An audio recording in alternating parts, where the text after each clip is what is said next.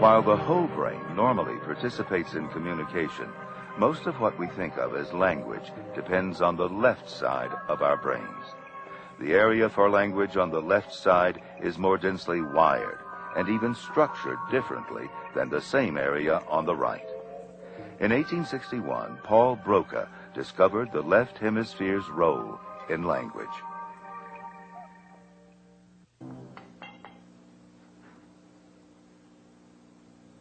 This brain changed the course of neuroscience. It belonged to a stroke patient nicknamed Ta. He was given that name because Ta was all he could say. After Ta died, Paul Broca examined his brain.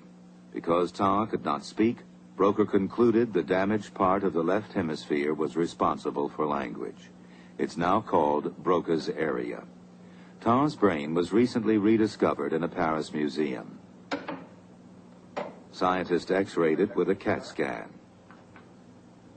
The black area in the left hemisphere is where the damage occurred.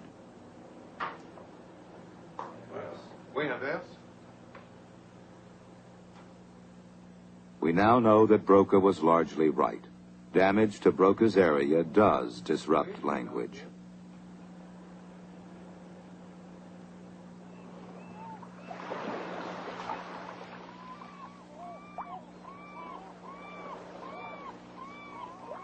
Until his stroke, Charles Landry had a thriving legal practice.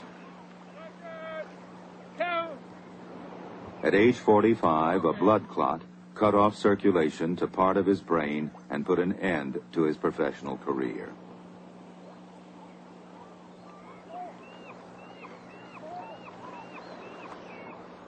At the heart of practicing law is a facility for language.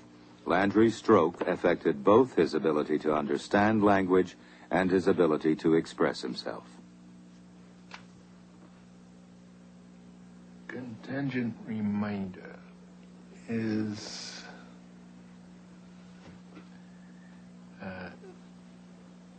sell it, sign it, deliver it, or anything subject to the contingency.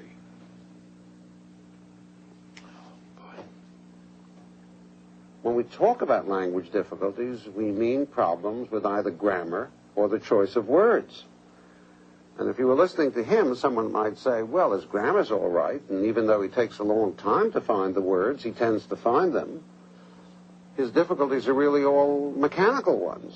He's slow, he's got trouble getting going, but none of this is really language disturbance. Well, I think that problem gets resolved very quickly when we start to examine his understanding of language. Do you ever have any trouble with what I say? No. Understanding it? No. Well, suppose you wanted to communicate with a person who was in a distant city. What apparatus would you utilize? Telephone. Very good. All right. And I deliberately made that sort of a curious sentence just to show how well you did. All right. Now let me ask you, do dogs fly? No. No. And how about this? Do submarines usually fly? No. Mm-hmm. How about a Zeppelin? Can a Zeppelin fly? Yes. Oh, okay. I couldn't make the question complicated enough in terms of the fanciness of the vocabulary to throw him off. He immediately understood. And yet, when I produced a sentence that most of us would have thought was about as easy an English phrase as you could create, he failed totally. You know what a leopard is? Yeah. You know what a lion is? Yes. Right. So the leopard was killed by the lion. Which animal died? I don't know. That's hard, is it? No. I don't know.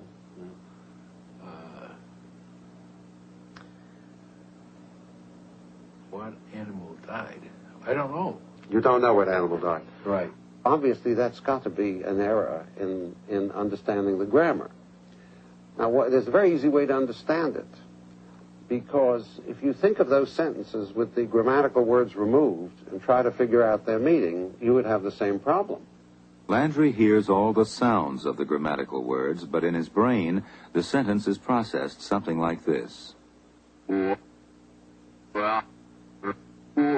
He understands only nouns and verbs.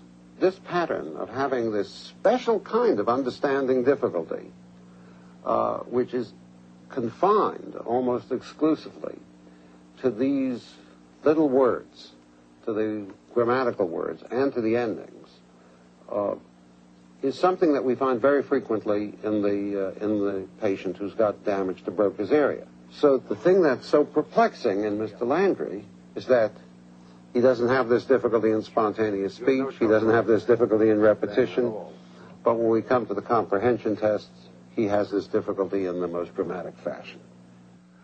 Broca's discovery was important, but it wasn't long until other investigators discovered additional areas in the left hemisphere that contribute to language.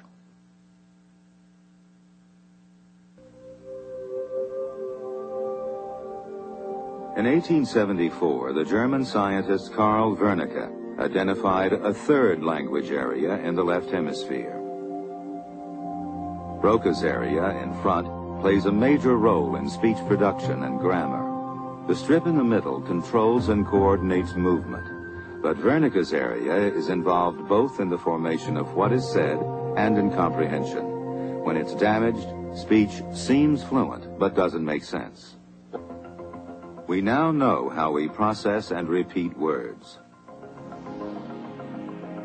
First, sound travels as nerve impulses to Wernicke's area, where it's analyzed, to Broca's area, where sounds are assembled into sequences, and finally to the motor cortex, which directs movement and sends signals to the speech muscles.